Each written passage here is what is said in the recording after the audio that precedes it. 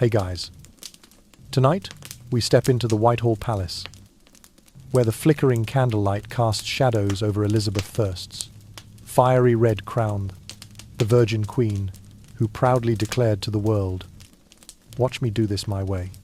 Imagine the cold breath of a Tudor night brushing your skin, the hurried footfalls echoing along the stone corridors, and the court's hushed anticipation for her command.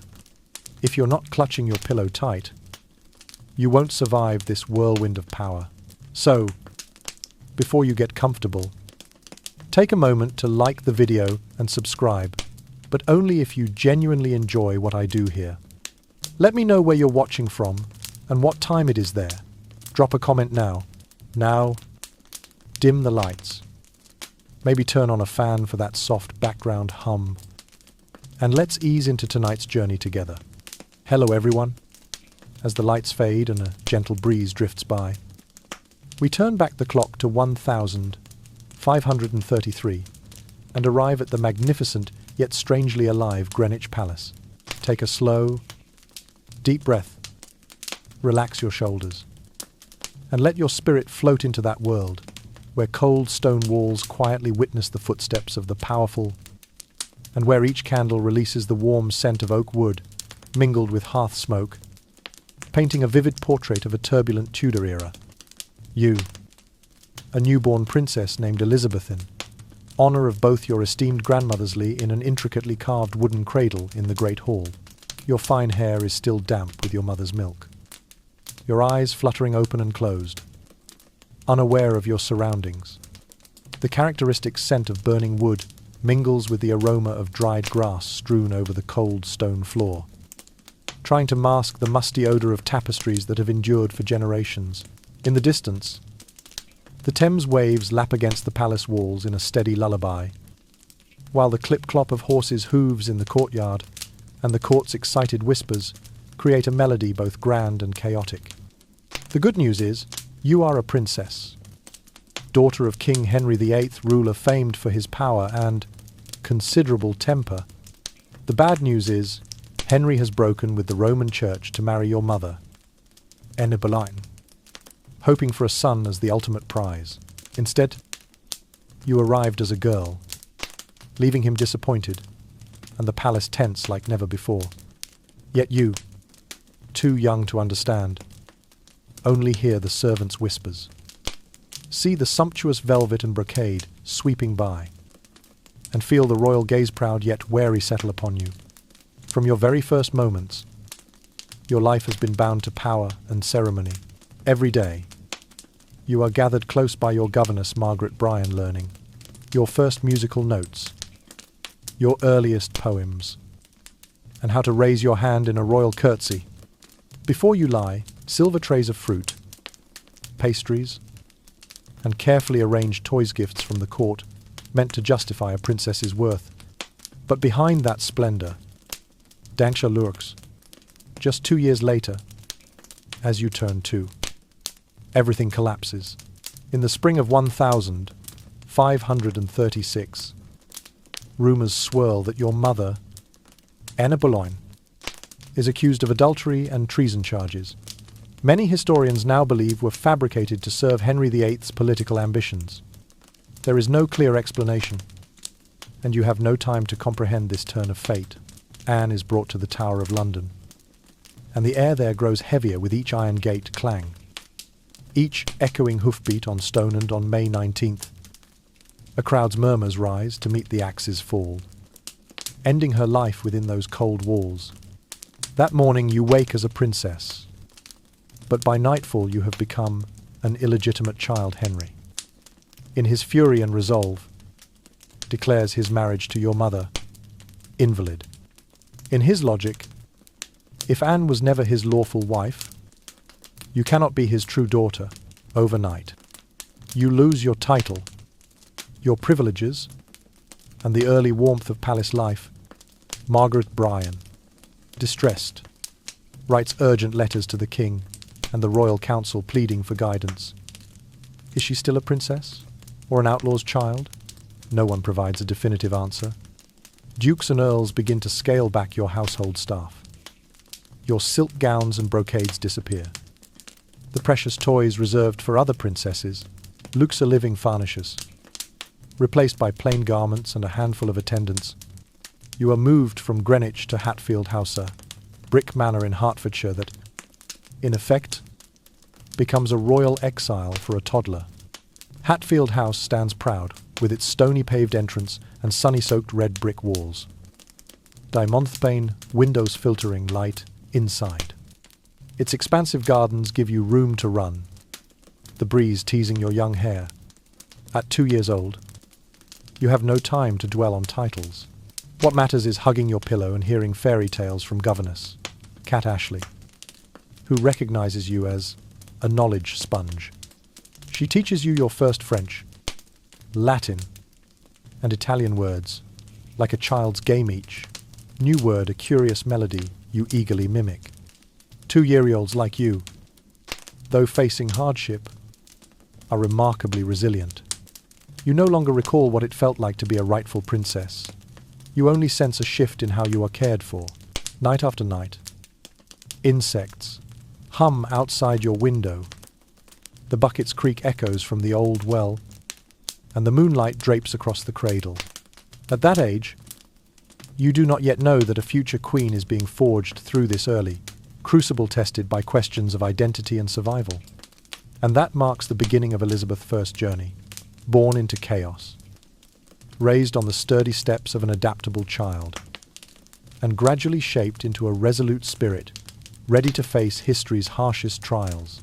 When the dawn light filters through the diamond-paned window of Hatfield House, you now 4 years old awaken in a spacious room, carpeted thickly and lined with warm red brick walls. The birdsong outside your window rings out an optimistic melody, heralding the start of a new day that feels far removed from the lavish bustle of Greenwich Palace you only vaguely recall. Here, everything is simpler. Your birchwood bed is draped with pristine white linens. A small oak table stands by the sunlit window, and framed reference charts record your lessons, as if reminding you that you have entered a new chapter of life. Your sister Mary, Catherine of Aragon's eldest daughter, is indeed a stern guardian. 17 years older than you, she carries the pain of a princess dethroned by your father's marriages. Yet Mary fulfills her duties faithfully. She dresses you neatly, instructs you in the basic etiquette of the court, and always ensures you lack no volume needed for your studies. Each morning, you slip into a pale blue linen dress and tie a small red ribbon in your hair. Tudor colours and step into the classroom with eager anticipation. Your gifts soon become apparent. At 4, you can read simple Latin passages.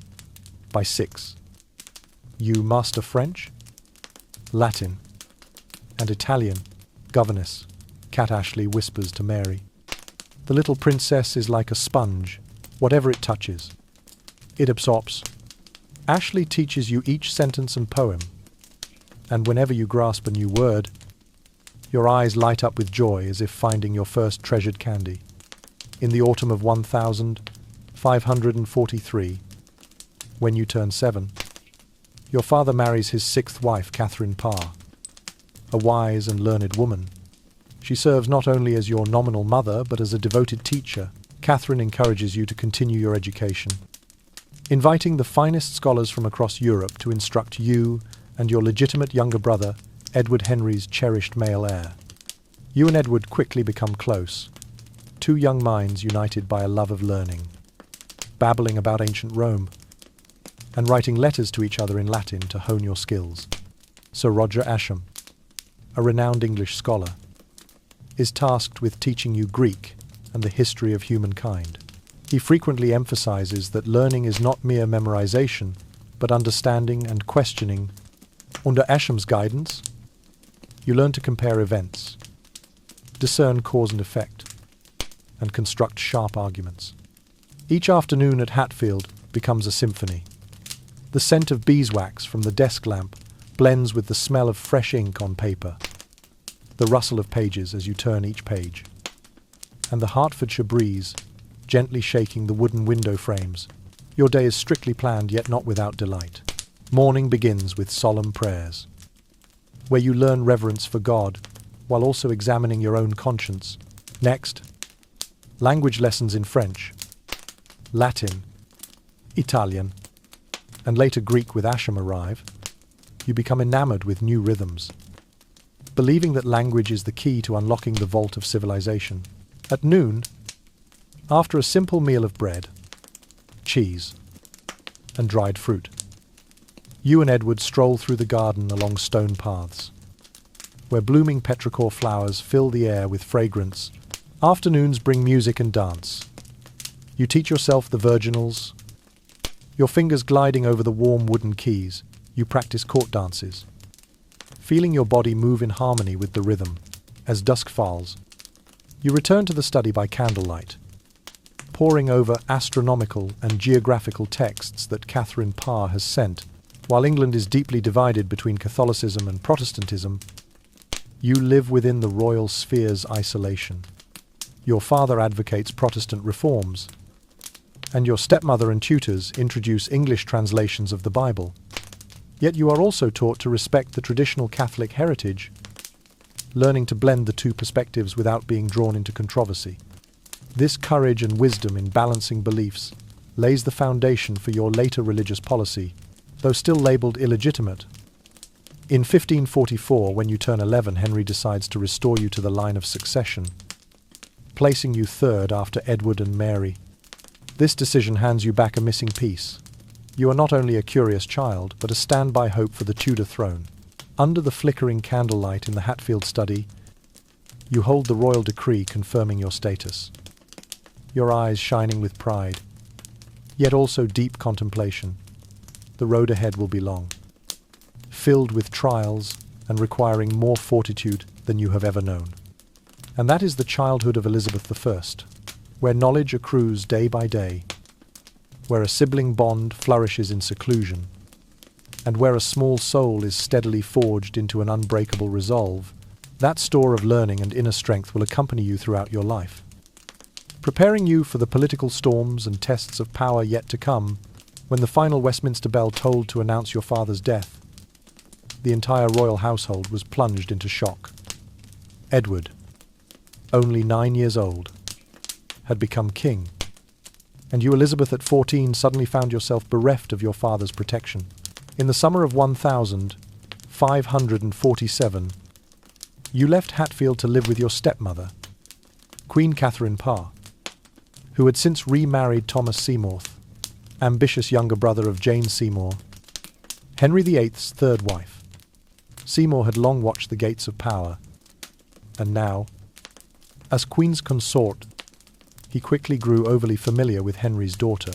At the grand Chelsea residence, beneath its steep slate roofs and damp brick walls, Seymour began his games. He would slip into your rooms at dawn while you were changing, roughhousing to the point of alarm, grabbing at your arms and legs under the eiderdown covers. He even placed his hands on your shoulders under the pretense of friendly jesting. At first, you were bewildered. Unable to interpret his behavior, you only felt gooseflesh prickling your skin and a small heart contracting with fear. Fortunately, Catherine soon noticed something was amiss when she spotted muddy footprints on your pillow, heard an awkward report from a lady wine of waiting, and saw fear flash in your eyes. The Queen intervened swiftly, protecting you by sending you back to Hatfield. Far from Seymour's intrusive reach, yet malicious rumours spread through the court like wildfire. Elizabeth is pregnant by Seymour. The palace buzzed. The Tudor clan whispered. These baseless rumours were like a dagger to your honour, even though you were only 14, innocent as the purest parchment. Nevertheless, the scandal did not prevent palace guards from spitting at your feet, nor did it ease the pressure weighing on Catherine Parr from the council. That ordeal taught you a painful lesson. Power is not merely a glittering crown, but also a source of raw, bleeding wounds. Less than a year later, Thomas Seymour's audacity reached new heights when he plotted to kidnap King Edward. The scheme was to spirit the frail young prince away to a secret cellar and seat himself on the throne in Edward's stead. The plot unravelled. Seymour was arrested, and in 1549 he was tried and executed for treason. You, at 15, was summoned to the royal court to testify in a cold, echoing chamber. Before the assembled nobles, you listened quietly as each bitter question was hurled at you. Were you truly unsettled by Seymour's attentions? Were you aware of the conspiracy against the king? Each question felt like a lash to your tender spirit. Yet you remained composed, answering succinctly, "I never knew of any treasonous scheme. I am but a growing girl who does not understand politics." Your voice, clear yet resolute as a sharpened blade, left the council scrambling for a retort. In the end, you were exonerated, your honour partially restored, though the sting of betrayal still throbbed. By 1552, Edward's health was failing. Persistent cough, pallid complexion, as if his life's flame were flickering. You quietly stood vigil at his bedside, writing letters of encouragement, reading Latin texts aloud to help him forget his pain. Those days left an echo in your heart. Even the most radiant throne can be as fragile as a paper sheet in a storm.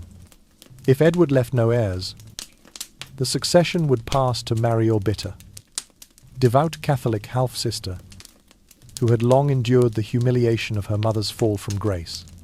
And then, inevitably, to you, the illegitimate princess newly reinstated, destined to become a lightning rod for every faction's hopes and fears. In July 1553, the grim news arrived. King Edward had died at 15, on his deathbed, swayed by the Duke of Northumberland. He signed a will naming Lady Jane Grey, distant cousiners, his heir instead of Mary. You, Elizabeth, feigned illness. You lay prostrate in bed at Hatfield, refusing to declare allegiance, night after night. You listened in the dark to the Thames ferry's oars dipping in the river, the creak of the old Castle Wells bucket, and the guards' hushed updates. Jane had been proclaimed queen in London, but Mary would not be easily overthrown. Mary, claiming her right as the true Tudor queen, swiftly mustered forces in Norfolk. Her troops marched to the capital, and Jane's reign lasted only 9 tumultuous days. When word came that Mary had prevailed, you sprang from your sickbed as if awakening from a trance. In a miraculous recovery, you mounted a horse and rode to meet your sister kneeling before her, head bowed in fealty. Mary regarded you with both suspicion and anticipation, though you hoped for mercy. An immediate wave of religious tension swept across the court. Mary vowed to restore England to Catholicism, while you raised amid Protestant leanings and humanist teachings stood on the opposite side of that divide. From that moment, you felt you stood at the eye of an inexorable political storm, trust once shaken by Seymour's advances, honour so brutally maligned by false rumours, and power, however, recently reclaimed still as vulnerable as a slender ship in raging seas. You withdrew to the seclusion of Hatfield, where you spent long hours in silent prayer, honed your intellect with study, and nurtured a vision of a day when a once-fractured kingdom might be united, yet still honour both humanity and religious freedom. Those perilous years not only forged your endurance, but also kindled in you a clear-sighted resolve that a queen must wield not only authority, but also compassion and wisdom to navigate her nation through life's fiercest gales.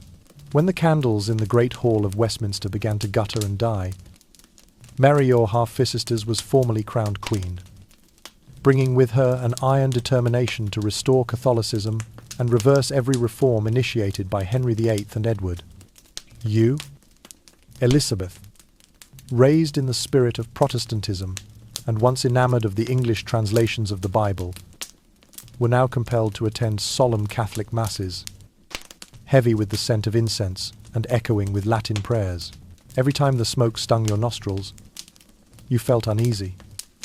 Yet you knew full well that if you failed to kneel at the proper moment or make the sign of the cross correctly, you would land in serious trouble. Mary was eager to marry King Philip II of Spain, a political match meant to cement an alliance against the Protestant powers. But the English populace howled in outrage. They feared the Tudor crown would become a satellite of the Habsburg dynasty, that the throne of England would be controlled by a king across the sea. When news of the proposed marriage spread, Thomas Wyatt, a Kentish nobleman and former officer under Henry VIII, rallied forces and instigated an uprising aimed at overthrowing Mary and placing you on the throne. You were entirely unaware of these hidden machinations behind the court's closed doors. You only heard distant murmurs in the courtyard, the clatter of steel as soldiers drew their swords, and the drumbeat of rallying troops in the night. Then, one morning in 1554, your chamber door burst open gleaming. Armoured guards stormed in. You were arrested without explanation. No joyous greeting. No formal charges, only the Queen's command. The journey down the Thames in the mist was terrifying. From the small boat, you glimpsed the Tower of London rising like a dark fortress through the thick fog. Traitor's Gate materialized slowly, a chilling reminder of your mother Anne Boleyn's fate. The damp haze clung to your hair. The wind lashed your face with icy gusts, and you wondered if there remained any chance of survival. At the tower, you were confined in the bell tower rectangular cell with thick stone walls and a single narrow window, offering a slice of grey sky.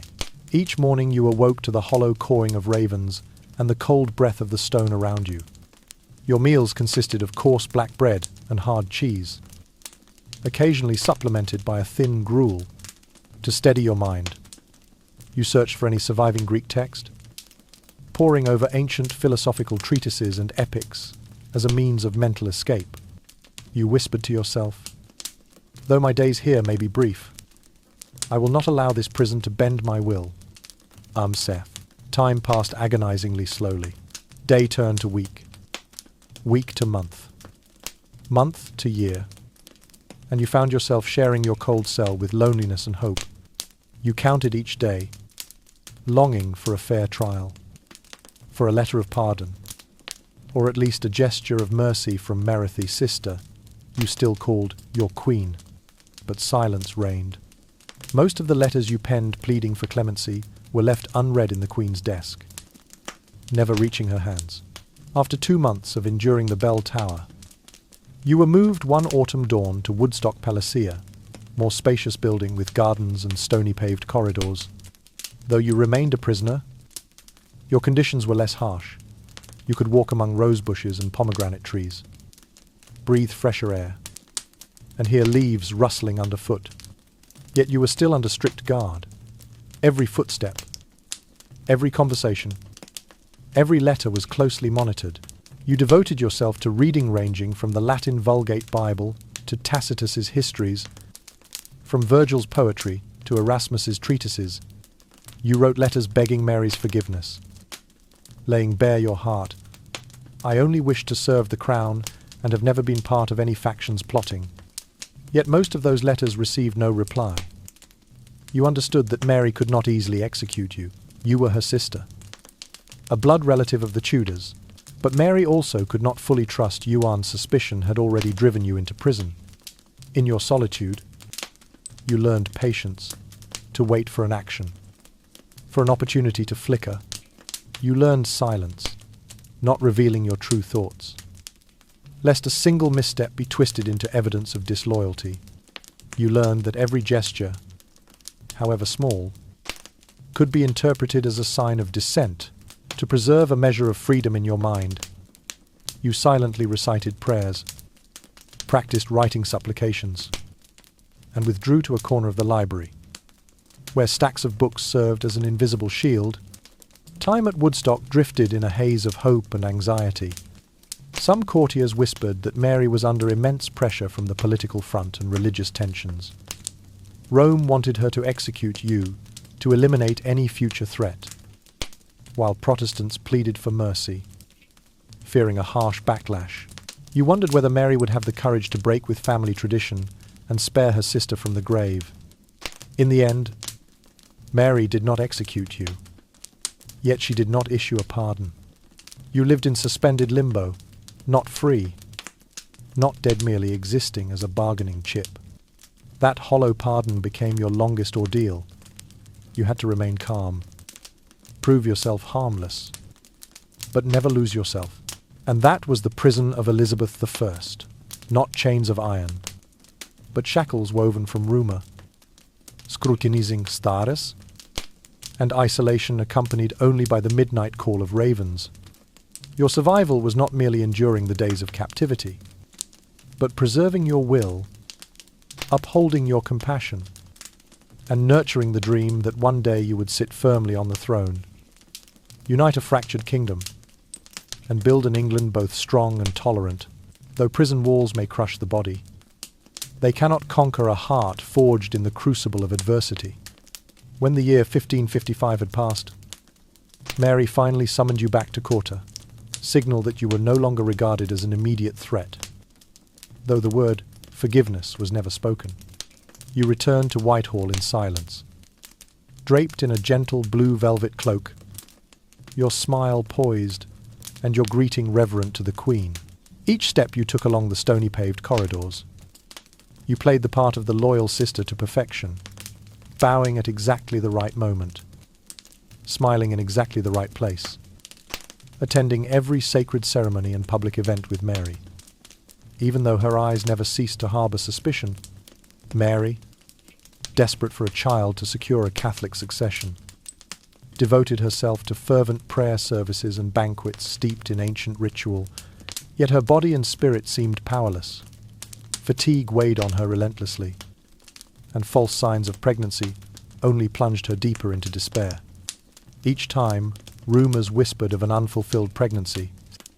She would huddle beside her empty throne, crushed by disappointment, watching Mary tremble in her regal robes. You could not help but feel a pang of compassion. As time passed, Mary's health continued to decline. Her complexion grew pale, her cough persistent, and her once sea-fury eyes now carried a sorrowful haze. The palace buzzed with murmured questions. When will she have a child? What will happen if Mary dies without an heir? In those hushed debates, your name Elizabeth began to surface with a faint glimmer of hope. The Protestant princess, who might bring a new balance. But you neither encouraged nor discouraged such talk. Instead, you chose to exist quietly, waiting for history's turning point without revealing too much of your own ambition. Then came the 17th of November, 1558. Mary departed from this world at the age of 42, leaving the throne empty and no heir in sight. The shocking news spread like lightning. The Queen had fallen ill suddenly and died peacefully at St. Ikem, James's palace. You, 25 years old, were at Hatfield, the very place where you had grown up. Feigned illness during Jane Grey's brief rule, and dreamed of one day returning to court. When a messenger arrived, you embraced Cat Ashley with tear-o-bright eyes. So, my life's voyage is about to begin. Your courtier, dressed in mourning black, rode swiftly from London to Hatfield, kneeling before you beneath the familiar oak. Your Majesty, we proclaim Elizabeth Primera, Queen of England and Ireland. You inclined your head softly, hands clasped in the traditional gesture of humility, feeling the weight of responsibility settle onto your shoulders. The throne was now yours, but the kingdom lay in ruins, the treasury drained by Mary's campaigns, Catholic and Protestant factions sharply divided, Scotland allied with France, and Spain poised to intervene at any moment. Almost as soon as word reached noble and common ear alike, the pressure to marry crashed over you like a tidal wave. The Queen must wed immediately. The decree rang out with iron force. A single woman cannot rule long. Ambassadors from across Europe hurriedly sent marriage proposals. Philip of Spain, the mighty monarch, Eric of Sweden, the young Protestant prince with his fleet, and Charles of Austria, the powerful Habsburg Archduke. Each diplomatic negotiation appeared in council meetings, over banquets, and in the scripts of embassy dispatches. You listened to everything, deftly asking about dowries, political implications, and dynastic alliances, yet in your heart you knew the truth. To marry would mean sharing your power and risking everything your throne, your freedom, even your very self. Thus you became the Queen of Maybe, always leaving the possibility of marriage open as a diplomatic tool, but never once committing. Amidst that whirlwind, only Robert Dudley, your childhood friend, stirred your heart. From those days at Hatfield, learning Latin side by side and sharing scraps of bread, to the glittering processions at court, Robert was always there, attentive, witty, and fiercely warm. Yet he was no prince. He was married to Amy Robsart and born to a family fraught with scandal. The nature of your relationship quickly became court gossip. Some praised him as a fitting consort. Others warned that his lack of royal blood and his ambition would hand the realm over to a cabal of nobles. Voices whispered, "Will the Queen follow her heart and imperil the crown? Dudley bears no lineage. He will become a power behind the throne, dragging the nation into the hands of courtiers." But you kept everything under tight control, refusing to let rumour sway your emotions. In audiences you exchanged a fleeting glance with Robert, a demure yet determined smile. In council chambers you maintained an air of composed neutrality, never betraying the turmoil in your soul. Time went on, and envoys continued to pour in proposals. You continued to discuss terms, hint at conditions. Robert remained at your side, offering quiet support in small gestures, a paper fan during a summer procession, a reassuring hand on your palm as you exited the Privy Council, a whispered word of encouragement in the hush of the royal chapel. The court, while sceptical, could not deny your professionalism and poise, and so Elizabeth I began her reign, accepting the throne amid political firestorms, religious schisms, and a deluge of matrimonial demands, yet holding fast to an independent heart and mind. You became the Queen of Maybe, ready to wield the prospect of marriage as a diplomatic lever, but steadfast in never allowing personal desire to overshadow duty. In those tumultuous first weeks, Elizabeth I proved that to rule a fractured kingdom, a woman needed not only power, but also intelligence, patience, and the art of balance. You are now 27, wearing the crown and bearing the title Queen Elizabeth I. Yet your heart still brims with memories of your childhood friend, Robert Dudley. Whenever you bow to courtiers during an audience, you furtively glance to the corner of the room where Robert habitually stands behind you, tall and clad in a deep green velvet coat. He is always ready to help you mount and ride through the groves at Whitehall, guiding you to keep your balance as your golden hair streams in the breeze. In private audiences, he leans close to whisper witty jests in your ear, drawing from you a smile, the kind of genuine smile that has been all too rare in the solemn court. In your private chambers, the scent of beeswax candles, mingled with rose perfume, still evokes those carefree days at Hatfield, when you and Robert sat side by side under Cat Ashley's tutelage, mastering Latin and versifying poetry. When you handed him that first page about ancient Greece, each memory glows like a candle, sparkling, warm, and pure. Yet reality is greyer. Robert, however dear, is not a prince. Worse, he is bound by vows to Amy Robsart, a gentle but ill-fated woman. At court, whispers about you, and Robert travel faster than the wind. Nobles lean forward, eager to observe the two of you chatting too familiarly, murmuring, "Sir Dudley is more than a friend."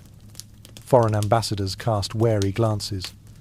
Such a relationship might become political, or worse, destabilize the realm. Public opinion begins to sketch the scenario of your marriage to Robert as a means to consolidate domestic alliances. But you know the truth. Robert lacks the noble lineage to become a lawful consort. Still, you cannot deny the warming thrill when Robert clasps your hand before the assembled lords. In a decisive gesture, you gifted him, Kenilworth Castle, lavish present, laden with significance, ownership of the grand fortress, ringed by gardens and moat, where you could both retreat from the obligations of court. That gift ignited rumours. The Queen surely intends to wed Dudley. The gossip spread throughout London, even reaching Flanders and Paris. Then in 1560, tragedy struck. Amy Robsart fell down the stairs at Cumnor Place, broke her neck, and died instantly.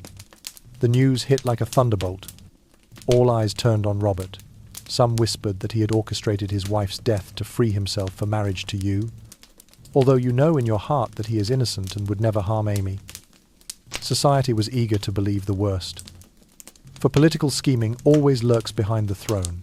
If evidence proved Amy's death a genuine accident, Robert would soon be exonerated, yet the venomous rumour had already seared his reputation in the public mind.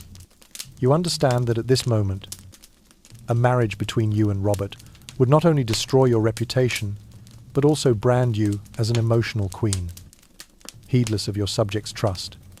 The hardest decision of your life was sending Robert away from court, back to Kenilworth, to await the inquiry's outcome. Your heart broke, but your reason prevailed.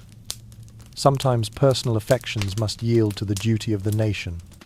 In the days that followed, Robert was questioned, though eventually cleared. The spectre of suspicion clung to him like an unliftable mist. You received the inquiry's verdict by letter. No evidence of wrongdoing has been found. Sir Robert Dudley is innocent, you exhaled in relief, yet could not invite him back to court immediately.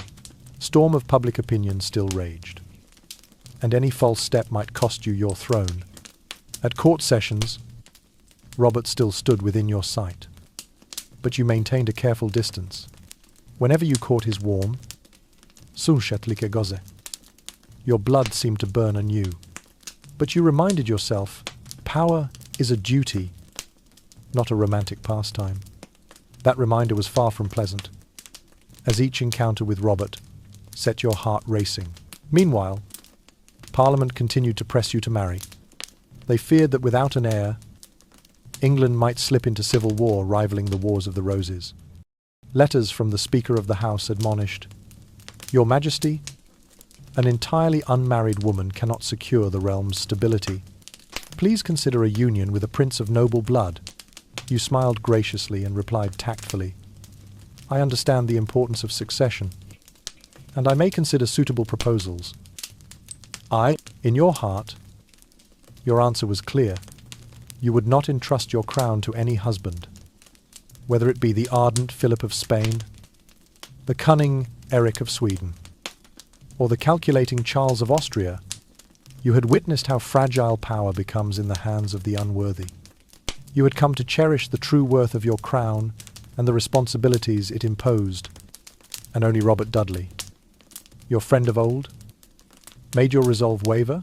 He lacked royal blood, yet possessed unwavering loyalty and genuine affection. On a late spring evening, you sat in your warm bedchamber, candlelight flickering on the walls, a whisper of lavender drifting through the half-open window. You held the letter Robert had sent, this gentle words, like a soft caress. "I am by your side, always." Your heart surged with an indescribable warmth. You recalled those days at Hatfield, when you two chatted over Latin lessons and exchanged verses. Yet you also reminded yourself, "I am the queen of myself." You laid the letter on the table, closed your eyes, and let your spirit drift into sleep. Within the hush of your private chamber, you dreamed of the day England would stand whole, secure, and mighty, under your wise and merciful ruland of Howe. Though love may fan the heart's flame, your duty to the realm would always be the unshakable command guiding you. Now, you Elizabeth, aged, 35 face, a new threat, Mary, Queen of Scots, your illustrious cousin, Mary Stuart, heir to the English throne under Henry VIII's will, returned to Scotland in the summer of 1561 after her husband, King Francis II of France, suddenly died. Mary's haughty beauty, noble bearing, and fervent Catholic faith immediately won her the support of Catholic Europe, which regarded you, the Protestant queen, as an usurper. You sit in Whitehall by flickering candlelight, a pile of letters and secret papers before you. The scent of fresh ink blends with warm beeswax, yet you cannot dispel the unease. Mary, wearing Scotland's crown, now holds the English inheritance and the backing of powerful foreign forces. You decide to approach Mary with an old weapon, Robert Dudley. You propose that Mary consider a marriage to Robert Thoping to turn her into a Protestant ally and neutralize Catholic influence. But Mary flatly refuses. She chooses Henry Stuart, Lord Darnley, handsome young noble of English royal blood. Yet proud and jealous, Darnley provides Mary with Tudor lineage, but also brings her first troubles. The marriage of Mary and Darnley, initially full of promise, quickly collapses in 1566, while Mary is pregnant with her first child.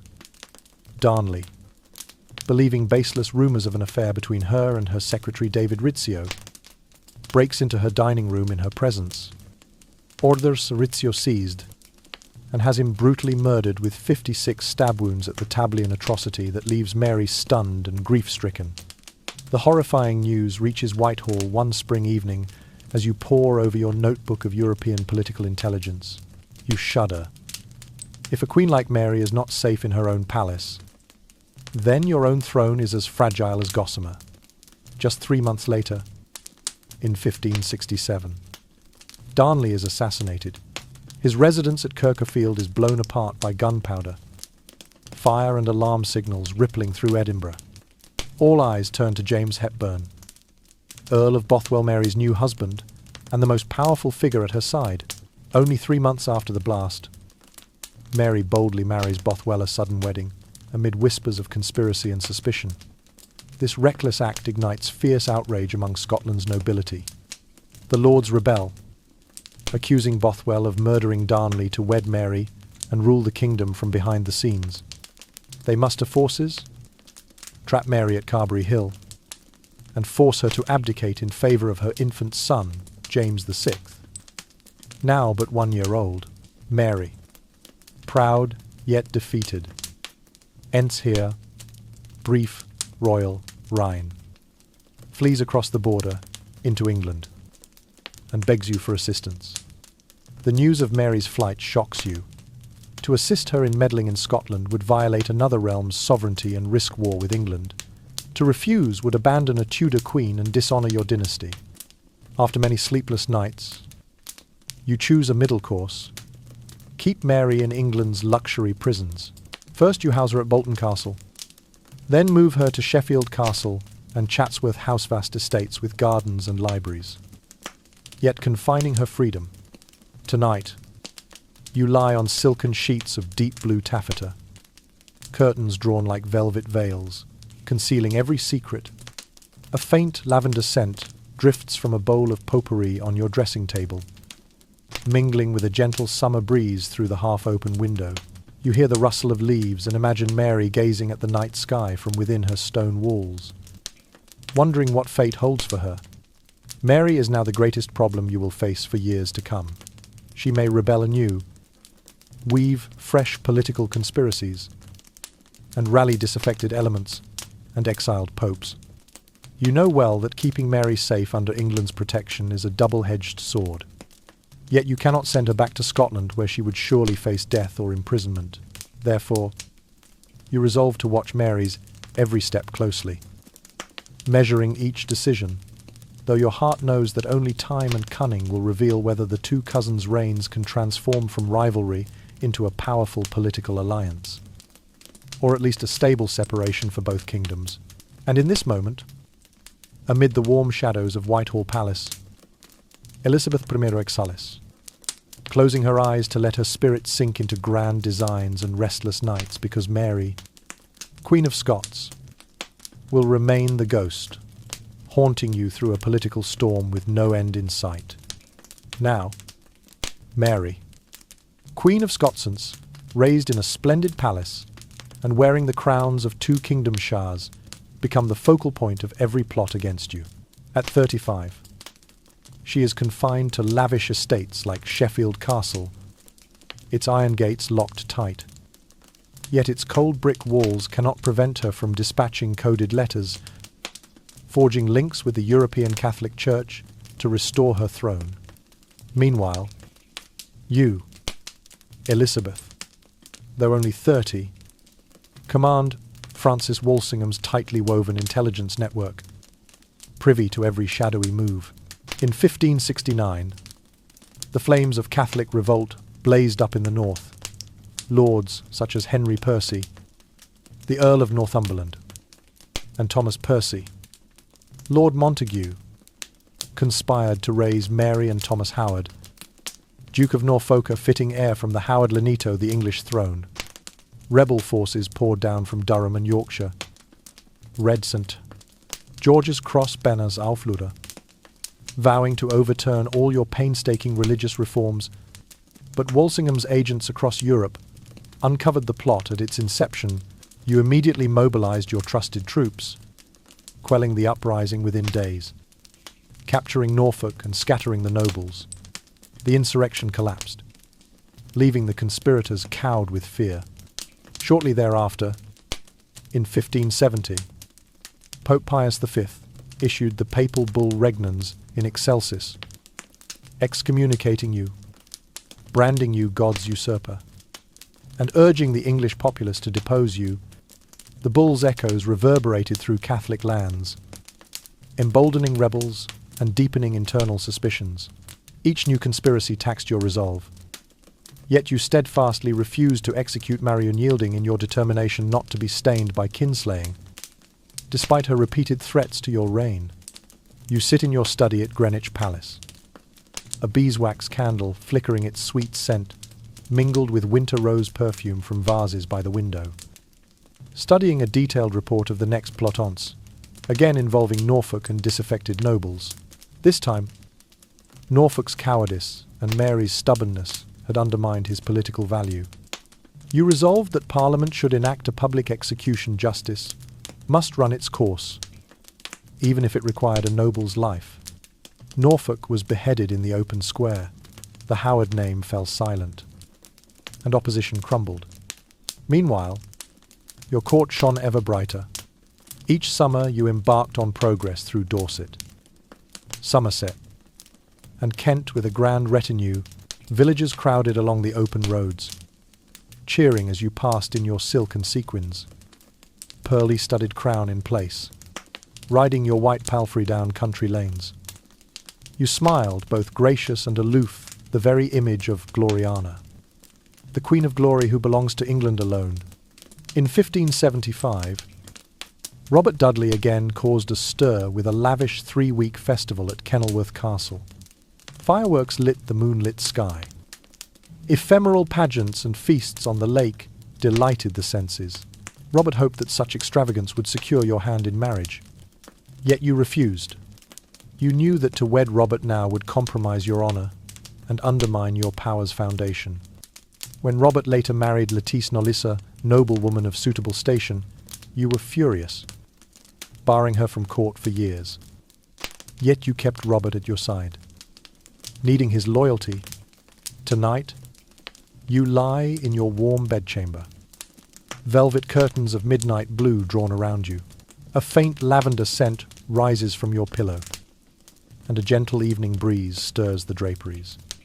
You close your eyes, surrounded by the web of unending schemes, reports of exiled prelates, coded letters from the North Seas, dispatches intercepted from your spies. You know that each conspiracy you extinguish only strengthens you, forging you into a sovereign with vision. For before you lie Mary, the Pope, the King of Spain, Scotland, and France, all threats waiting in ambush. Your dynasty can endure only if you outwit every enemy. In that warm darkness, you vow, despite all plots, I will stand firm. My mission is to protect England, and I will let no interest, not even the closest affection, override reason and duty. That pledge echoes in your heart, an immutable oath before the harsh trials ahead. And with that thought, you drift into slumber, prepared to face tomorrow's stratagem and intrigue. By the 1580s, you, Queen Elizabeth I of England, faced the greatest threat of your reign, the mighty Spanish Empire under King Philip II. He had once proposed marriage to you in hopes of uniting England and Spain under the banner of Catholicism, only to be refused.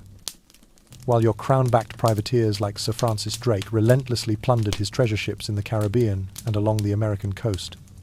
Every lost treasure and burning galleon stoked Philip's fury and determination to retaliate, while severely depleting Spain's revenues.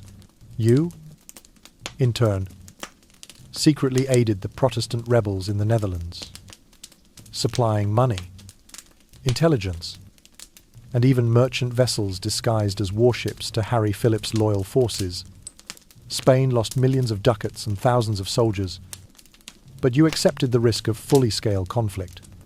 In Whitehall Palace, you would sit before a map of the English Channel spread across a table, candlelight flickering over every island, every strait, every shipping lane, the tang of beeswax blended with the cold sea air wafting through the windows. Before you lay a daunting mission to defend the Tudor Isle against the naval assault, Philip was zealously assembling. In 1586, the first intelligence on the Spanish Armada reached Francis Walsingham's network. He reported that shipyards at Lisbon, Santander, and La Coruña worked day and night. Tens of thousands of labourers toiling without rest. The Armada would comprise 130 ships and 30 zero troops, enough to carry cavalry, infantry, and heavy artillery to England's shores. Philip's objective was clear: invade, overthrow you, and restore Catholicism to England, erasing the legacies of Henry VIII and Edward. But before the Armada could set sail, another conspiracy erupted, the Babington Plot of 1586. A band of militant Catholic gentlemen, in league with Mary, Queen of Scots, planned to assassinate you at a grand court assembly and enthrone Mary with Spanish military backing. This time, Walsingham did more than eavesdrop. He secured hard evidence. Babington's ciphered letter, signed by Mary consenting to your murder, smuggled inside an ale barrel at Chatsworth. When you held the letter, your hand trembled from exhaustion after nearly 20 years of foiling plots. Your eyes stung as you read each oath, each call to treason. Once the evidence was presented to Parliament and the Privy Council, voices from the Commons and nobility urged your consent to Mary's execution. The Queen must show resolve, they declared. If you spare one who plotted your death, how can you command respect from enemies and subjects alike? You hesitated the thought of condemning a fellow queen. A Tudor cousine weighed heavily on you, recalling your mother Anne Boleyn's fate or Catherine of Aragon's disgrace. You felt the pain of a sister betrayed, yet you understood. A threat to your life in pursuit of her throne could not be tolerated. At last, you signed the warrant. Mary was brought to Fotheringhay Castle, draped in red, the colour of Catholic martyrs awaiting execution. On the morning of the 8th of February, Mary knelt at the block, recited prayers in Latin, and lifted her head with dignity. The sword fell with a clang on the cold stone, blood staining her scarlet dress, marking the end of one threat and heralding your showdown with Spain. When this grim news reached King Philip, his rage intensified, and he accelerated the Armada's preparations.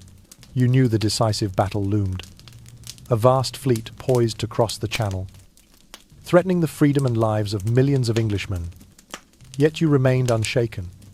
On the eve of combat, you lay upon silken sheets, draped in a black velvet coverlet, the faint scent of lavender easing your mind. You recalled youthful days when Francis Drake dared the estuaries to burn Spanish vessels, and you gently touched his hand, whispering, England shall not yield. That spirit endured. The English fleet under Admiral Charles Howard and Sir Francis Drake was smaller but famed for speed and maneuverability. Their narrow, agile galleasses could slip alongside enemy hulks, fire their guns at long range, then retreat before a response.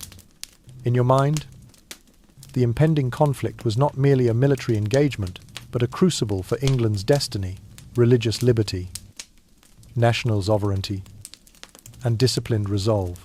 You trusted your admirals who had drilled their crews, practiced gunnery, and studied the currents. You trusted your people who built the ships, wove the sails, cast the cannons, and stood ready to defend their realm. Tonight, you closed your eyes and steeled yourself. Tomorrow you would lead prayers in the Royal Chapel, then proceed to the Naval Observatory to review sea lane charts and proclaim a general call-up. Every plot, every threat had forged in you resilience and clarity. Now, the final battle with Spain would be the culminating trial of the defence of England you had envisioned since girlhood. And with that thought, you drifted into slumber, ready to greet the dawn of destiny, the day when Tudor glory would shine. As English guns roared across the waves, and the vow to defend England was fulfilled in triumphant victory over Spain. In July of 1588, the news of the Spanish Armada appearing off the coast of Cornwall struck like thunder in a silent sky. Over 130 warships were arrayed in a 7-mile line, Philip's Crossadou sword's banner snapping in the sun. You stood in a war room at Whitehall, before a wider spread map of the English Channel, gripping your command baton tightly as the courier urged, "Your Majesty, they have reached the Isles of Scilly." The beeswax candles flickered, casting dusky shadows across your face, the face of a wartime queen, framed by the rim of your stoic gaze. In stark contrast to the Armada's might, your fleet under Admiral Charles Howard and Sir Francis Drake comprised only a few dozen ships, much smaller, lighter, and far swifter. They had been built expressly for the Channel's turbulent waters, sleek hulls, compact rigging, and long-range guns mounted high on the sides to fire into enemy hulls and then slip away. You had invested years in naval technology and crew training, testing in pirate chases and reversing through roaring storms. On the first day, your fleet merely harried the Armada, firing from a distance into its battle line. While evading Spain's heavy cannonades, Drake deployed his flotilla of small vessels, fired ships, and incendiary boat-sold hulks, loaded with gunpowder and pitch, sending plumes of smoke into the night. On the night of the 6th of August, his tactics struck at the Spanish anchored at Calais. Those fireships silently slipped into the enemy fleet in darkness, bursting into blazing conflagrations. Panic swept through the Armada. Shouts rang out. Anchors were cut, cables severed, and gunners scrambled to weigh anchor and flee. The Armada lost the tight formation it had maintained for 7 days. The following morning at Gravelines, your nimble ships attacked one by one, sinking and wrecking many Spanish vessels. The mighty galleons that had once loomed proud were now charred skeletons, drifting in foaming surf. Philip's fleet lay shattered, forced to order a retreat around the coasts of Scotland and Ireland, where freezing storms awaited. In the end, only about 60 of the original 130 ships made it home, nearly 15. 0 soldiers and sailors perished drowned, starved, or frozen while the silent guns lay submerged, like relics of an empire thought invincible. At Whitehall, you held the first dispatch from Plymouth. Your eyes sparkled with joy. Yet your heart pounded with concern for the men you had sent to sea. You resolved to ride out to Tilbury, the mustering ground for the reserve army along the Thames, to visit and rally the troops. In the pale dawn, you donned a gleaming silver breastplate over a white velvet gown, gripped your scepter, and stood before 20,000 armed soldiers. "I know I have the body of a weak and feeble woman." Your triumphant voice rang out. but I have the heart and stomach of a king and of the King of England. The soldiers' cheers thundered like waves on a shore. They beat their shields and chanted your name. Gloriana, Gloriana, they hailed you as the glorious queen who belonged only to England. The great victory had come, but its joy was shorter-lived. On the 20th of August, grim news arrived. Robert Dudley, your dearest friend and loyal lieutenant who had stood by you since childhood, had died at Kenilworth after a sudden illness. The blow felt like a lash to your heart. He left this world just after your triumph, as though to preserve his steadfast devotion to his queen. Then depart.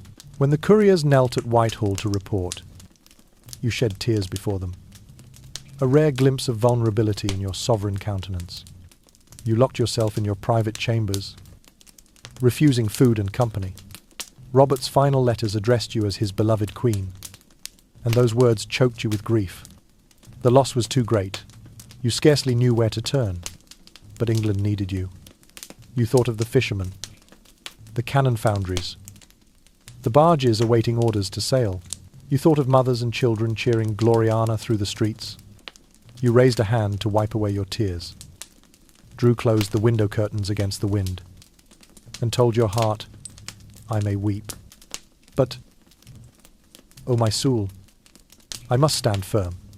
Oh, tonight, in the warm chamber, still scented with beeswax candles, you lay upon silken sheets, a black velvet coverlet drawn to your waist.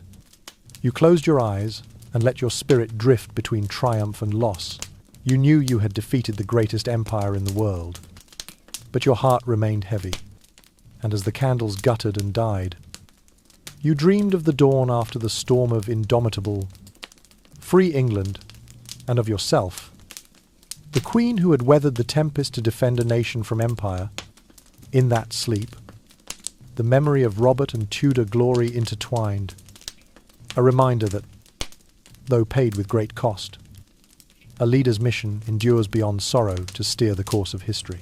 Now at 55, you are Elizabeth Ether, queen who once stood on the shores of Cornwall and witnessed the glorious defeat of the Spanish Armada. That victory not only saved the nation's destiny, but also ushered in a golden age for England. Throughout the summer of 1588, festivals and bonfires erupted everywhere in celebration. The blazing fires lit up the dark nights, symbols of freedom and new hope. You stood in the war room at Whitehall, the rich scent of beeswax candles and ink heavy in the air, reading the final dispatches on the naval battle, every torpedo angle, every enemy casualty, and the spoils captured. In the wake of that splendid triumph, the English fleet continued to grow stronger. Sir Francis Drake and Sir John Hawkins, your two maritime champions, went on to lead clashes against smaller Spanish armadas in 1596 and 1597. Each engagement reaffirmed the strength and superiority of the English navy. Nimble ships, battle-hardened crews, and long-range cannons. Encouraged by these successive victories, you decided to invest heavily in the navy, commissioning dozens of new warships, founding a naval academy, and training officers. The shipyards along the Thames and at Chatham echoed day and night with hammer blows, saws, and craftsmen's shouts under your patronage. England transformed from a modest continental power into a genuine maritime empire. Not content with mere defence, you also authorised Crown privateers Drake, Hawkins, Grenville to raid Spanish colonies in the Caribbean and along the western Atlantic. Those voyages brought back tons of gold, silver, jewels, precious timbers, and spices. You allocated this vast treasure to the Royal Treasury, to the Navy, to education, and to the construction of port infrastructure at Plymouth, Portsmouth, and London. Gradually, England had the funds to expand into new continents, establishing outposts in Newfoundland, Jamaica, and Barbados, the seeds of the future British Empire. Under your reign, The court became a centre of arts and learning. William Shakespeare, rising from small playhouses in Southwark, received your patronage and became a celebrated dramatist. Plays such as Hamlet, Henry V, and Twelfth Night entertained audiences, while glorifying human courage, dignity, and the legitimacy of your power. Edmund Spenser devoted himself to composing The Fairy Queen, an epic poem portraying a merciful queen. Skillfully weaving Protestant ideals and the radiant splendour of your dynasty, you bestowed lavish rewards on artists, granted them lands around St. James's palace, and presented them with special royal honours.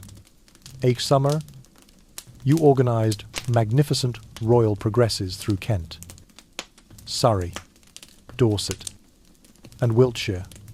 Hundreds of courtiers, horses and carriages glittering, billowing tents all streamed through the countryside, while local gentry vied to host you with areca nut, sweet wines, delicacies, and costly ceremonies that bankrupted many noble households. Yet you knew that showing your living presence amid solemn rituals was key to reinforcing your authority.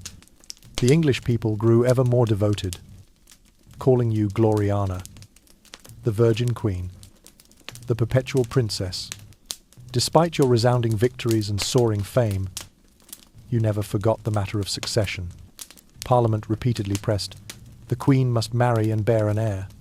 Ministers' letters, urgent resolutions, and Westminster petitioners demanded a successor to avert crisis, but you refused. You cleverly wielded your single status as a diplomatic tool, keeping princes from Spain, Sweden, Austria, and France hoping for your hand. While England benefited from every potential alliance, you quipped, "My chastity is my peerless power," drawing chuckles and shivers in Parliament. You continued to balance the power factions, heeding William Cecil, Lord Burghley's cautious budget advice, receiving Francis Walsingham's reports on new papal or Scottish plots. Yet in the end, every decision was yours alone.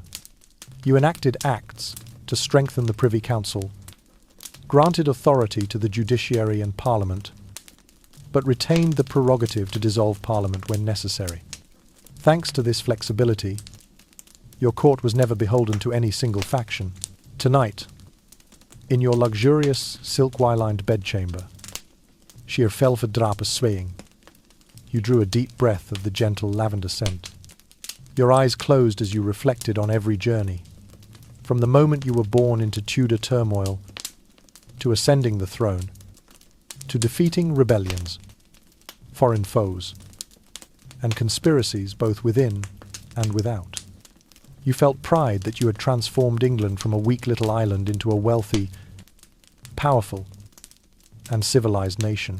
Before sleep, you reminded yourself, though no heir appears yet, my reign shines like an endless sun. Through steadfast righteousness, diplomatic skill, and resolute defense of liberty, I have built a golden era for England. Tomorrow, new challenges will come. But I am ready. Howestu. And with that thought, you drifted into peaceful slumber amid the royal night, prepared for a brighter dawn, when history will remember the Elizabethan Golden Age as laughter, bells, and fireworks blend in testament to England's undying spirit. Now you, Elizabeth I, the Queen who has entered her 6th decade from the throne with the skill and caution honed through years of upheaval. Yet one issue grows ever more urgent. Succession. You have no children, and both Parliament and your subjects fear that, should you die without naming an heir, England might descend into chaos and civil war, as in darker days past. They press you to publicly choose a successor, but you steadfastly refuse. To name someone now would invite conspiracies for the crown, and acknowledge that one day you will step down. One evening in Greenwich Palace, you sit at your splendid writing desk, beeswax candles flickering across maps and papers. The faint scent of roses drifts through the room, mingling with the warm aroma of burning wood from the hearth. In the hush, you quietly ponder the only candidate fit to succeed. James, son of Mary, Queen of Scots. He is now a young man educated as a Protestant since leaving Scotlander, living symbol of unity between England and Scotland under one crown. You give a silent nod to this decision in your heart. Yet not a single word of formal decree passes your lips. Meanwhile, James frequently dispatches respectful letters reminding you of his existence and his loyalty to his cousin and queen. You carefully open each missive, brush away the seal's wax, and then tuck the letter away in a secret drawer. You know that if anyone suspected you had quietly approved him, the court would burst into gossip. The Queen has named James heir. The truth is, you will not allow any ambitious noble a pretext to undermine your authority or plot your overthrow. So you keep silent, cradling your plan deep within. Outside, the court remains as resplendent as ever. In state councils, you sit upon your elevated throne, listening to William Cecilno, Lord Salisbury, analyse European affairs, to Francis Walsingham report on papal intrigues or Stuart conspiracies. Budget débat, power sharing with Parliament. Acts strengthening the Privy Council all pass under your hand. Yet inwardly, you feel the solitude deepening. Robert Dudley, your closest friend, your companion, since your 20 Ashes, long since departed this life. Catherine Parr, Sir Christopher Hatton. Many of your old counsellors have also faded away with time. You remain the proud Gloriana, but face to face with your looking-glass, your hair is thinner, wrinkles lace around your eyes, and your joints crack when you stand. To conceal the marks of age, you wear elaborate wigs and heavy makeup. But only you know the truth behind the paint. The world still sings praises of your ageless beauty, the never-aging queen. They marvel. But you remind yourself that nothing endures except will. You still rule Aloneno husband. No children, only England, and the legacy you build. At times, in the royal private chamber, you find yourself by the window, gazing at the moon, longing for a shoulder to share your burden. Yet you recall firmly, I am Elizabeth Tudor, and my fate is entwined with the fate of this realm. And tonight, in the warm bedchamber, where velvet drapes hang lightly, the faint scent of beeswax candles soothing the air, you lie upon silken sheets of azure, a velvet coverlet drawn across your waist. No soul remains except the gentle doorkeeper softly closing the door behind you. You close your eyes and press your eyelids together, letting your spirit drift in the silence. In that regal stillness, your loneliness shines against the shimmering light. A single rest note in a grand symphony. Before sleep claims you, you reflect on your legacy. From the moment you were born into Tudor chaos, to standing firm through every trial, your mother's execution, your father's neglect, sibling rivalries, murderous plots, religious wars, and foreign threats. Each challenge forged you, laying stones in the mighty temple of England, and you trust that James, the steady young man, will carry that legacy forward when the time comes. With that thought, you drift into slumber amid the royal night, knowing that even in solitude you have built a strong England and an unshakable heritage. Tomorrow will bring new challenges, and you, the Virgin Queen, will awaken to meet them, until the Tudor dawn shines ever bright. Now you are nearly 70, having ruled for over 40 years, yet you have never once contemplated relinquishing the throne under your reign. England has prospered as never before. Cannon fire echoes across the seas. Merchant ports bustle with colourful sails. And the arts and scholarship shine throughout Europe. And yet, you feel the weight of time pressing on every step. Each morning when you wake, you must grasp the doorframe to haul yourself from the bed, your joints aching, as if to remind you your days are numbered. You still refuse to rest. In the grand chamber at Whitehall, the familiar scents of lavender and beeswax candles have become your closest companions once. soothing your anxieties on long nights of war councils. Now, each waft of scented smoke recalls the years you've lived. The Armada campaign, Shakespeare's performances, the martial displays along the Thames. The court still praises you as Gloriana, lauding you as the mighty queen in every song and portrait. But when you peer into a mirror, you see the wrinkles etched around your eyes, mouth, and brow. Every time you greet a visitor with a smile, you attempt to mask the crow's feet. Yet you cannot hide the silent stab of pain in your knee when you stand too long. You continue to attend every major ceremony, the opening of Parliament, peace commemorations, and harvest Thanksgiving services. You greet all with a gracious smile and address the assemblies in your warm, sonorous voice, but your energy is no longer what it once was. After each speech, you must be guided into a sedan chair while your ladies hasten to offer you a cup of herbal tea. An ever-present worry simmers over the succession. Parliament ceaselessly urges you to formally choose James, the son of Mary, Queen of Scots. Yet you continue to refuse. You know he is the logical choice who would carry on peace and glory. But publicly naming him would be tantamount to admitting your own end is near. Each time thoughts of death creep in, you frown and drive that fear back into the depths of your soul, clinging to silence. Your old advisors, Lord Burghley and Sir Francis Walsingham, have passed on, leaving a great void. Even the brightest new minds cannot fully grasp every decision you have faced. You remember Robert Dudley, the only man whose presence made your heart tremble, his figure flickering in candlelight, his teasing smile as you strolled together at Hatfield.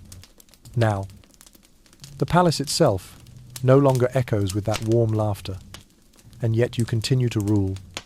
You still balance the factions, heeding the counsel of your remaining elders, resolving petitions, maintaining peace with France and Spain, quelling dissent within the Church. Though England stands prosperous, it still faces shifting international tides, and you keep the realm stable, never allowing crisis to overrun it. When sickness visits, you refuse to lie, prostrate in bed. A queen does not yield. You remind your ladies, seated in a plush armchair in your private chamber. You lean against a velvet cushion and gently speak to them. Bring more blankets to my feet. I need but a moment's rest to regain my strength. You eat half a bowl of thin porridge. Sip a cup of herbal tea. Then sit up again to review budget reports or border dispatches. Each day you grow weaker. Your skin takes on a greyish pallor. Your voice becomes hoarse. Your hands tremble as you turn the pages of state papers. You eat less and brood more. At midday, you often sit beside a large window, gazing at the withered garden where the wind stirs yellow leaves to their final fall. Your mind drifts back to triumphant days, to the shores of Europe you once visited, to the future you forged. Tonight, within the majestic palace's warm hearthroom, embers crackling softly, the scent of burning wood and smoke faint in the air. You lie upon silken sheets of sapphire hue, a velvet coverlet draped across your waist. Your eyes half closed. The room is still, except for the soft crackle of the fire and your even breath. You tell yourself, I have done everything for England. I have transformed a shattered land into a radiant power. In that moment, solitude holds no fear, for you have built a legacy that will outlast time. In March 1603, as the first cherry blossoms of the season began to unfold across the palace gardens, you, Elizabeth Tudor, had just turned 69. A body once proud and majestic now bore the fatigue of the years. Each breath came heavily. Each step relied on your intricately carved staff. You refused to lie prostrate in a sickbed like any ordinary person. Instead, you sat upright in a velvet upholstered armchair lined with soft cushions, as if to stand firm in the face of death one last time. Silken pillows of the finest taffeta surrounded you, comforting your slender shoulders. Yet in your heart you knew that no soft mattress could truly soothe the approach of the grave. Whitehall still smelled of beeswax candles and lavender, the fragrances that had accompanied you through 44 years of rule. Time allowed the candles to flicker and the flowers to bloom. But now they no longer offered solace as before. Your ladies-in-waiting gathered anxiously, pleading with you to rest, to allow your body to recover. But you merely offered a gentle smile and a slight shake of the head. A queen never surrenders. Those words resonated like an irrevocable command. You no longer had the strength to argue. You fell silent, your gaze distant, your thoughts aflutter with memories of a life lived. You spoke very little, but in your mind rang a grand epic. You reflected on 44 golden years, from the day you first ascended the throne, bewildered by the empty seat, to every step of the journey that redefined women's roles in history. You had transformed an England once impoverished and torn by religious strife into a strong, steadfast nation. You recalled every naval battle with the Spanish Armada, the thrill of your small fleet shattering the enemy's formation, saving your realm from domination. You remembered those long nights with Francis Drake and John Hawkins, plotting shipbuilding strategies, remembering the throne, burning with national pride. You remembered your role as Gloriana, the glorious queen, under the globe's bright stage lights. Shakespeare had immortalized you in soaring lines, while Edmund Spenser sculpted you as a goddess in The Fairy Queen. You nurtured the arts, built a navy, expanded colonies, laying the foundations of an emerging empire. You had never sacrificed personal love for your mission. You preserved the title of Virgin Queen, wielded your singleness as diplomatic leverage, refusing to trade the crown for any domestic bliss. Now, as your final breath drew near, you felt no regret for a marriage that never took place. You were proud to have chosen a different path, a sovereign who did not mix private desire with public duty, but focused solely on the welfare of your people. Many rulers had bartered their virtue for alliances, but you believed loyalty to your kingdom far outweighed any personal union, and you had stood your ground. The night of the 23rd of March passed in silence. Your ladies-in-waiting kept vigil, listening to each breath, each faint, laboured cough. Incense sticks, laid in silver trays, gently masked the scent of medicinal herbs. You sat propped against your pillows, the candles burning low, your eyes half closed. In that still moment, you whispered to yourself, "This journey has been long enough, but it has proven that a woman can govern an empire." In the early hours of the 24th of March, just before 3 o'clock, you breathed your last without dramatic final words, without a legendary flourish. It was simply the peaceful end of an extraordinary life. The palace fell into mourning. The lanterns hanging in Whitehall grew dim, their cheerful glow stilled. Everything seemed to pause, to honour the loss. News of your passing quickly spread through court offices, down wide boulevards, and into distant countryside hamlets. James Stuart, son of Mary, Queen of Scots, assumed the title James I of England, as you had foreseen. The River Tweed, that divides Scotland and England, became a symbol of the union you longed for, your dream of uniting the two kingdoms at last fulfilled. The Tudor dynasty came to a dignified close, but the England you had laboured to build endured. The stages still rang with Shakespeare's plays. Spenser's poems were recited in venerable libraries, and the Royal Navy continued to sail triumphantly across the seas. All bore the mark of your reigner, unique monarch, resolute and wise. Your image remained etched in the hearts of your people. From the streets of London to the cliffs of Cornwall, the funeral of Elizabeth Tudor was far from a quiet farewell. At dawn on the 28th of March, London was shrouded in unprecedented solemnity. Trumpets sounded throughout the thoroughfares as a procession carried her coffin across Westminster Bridge.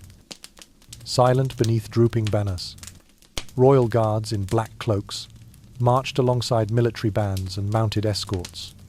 Courtiers, bishops, and dignitaries from across Europe gathered to precede the black oak coffin, engraved with the Tudor crown. Citizens lined both sides of the route in respectful silence, tears silently tracing their cheeks as they beheld the royal standard draped over her casquetan, emblem of a brilliant reign come to its end. At Westminster Abbey, which had witnessed her coronation, the memorial service unfolded with both splendour and deep emotion. Bishops in resplendent vestments celebrated Mass, their chants echoing beneath the ancient stone vaults. The tolling bells of Westminster pealed in measured chords, a requiem for a life wholly given. Attendees kneeled in reverence, hands clasped, the heads bowed as the coffin was interred in the Tudor vault alongside her parents and ancestors. Elizabeth was not without fault. She sacrificed personal love, and even made the tragic decision to order the execution of her own cousin Mary to protect the throne.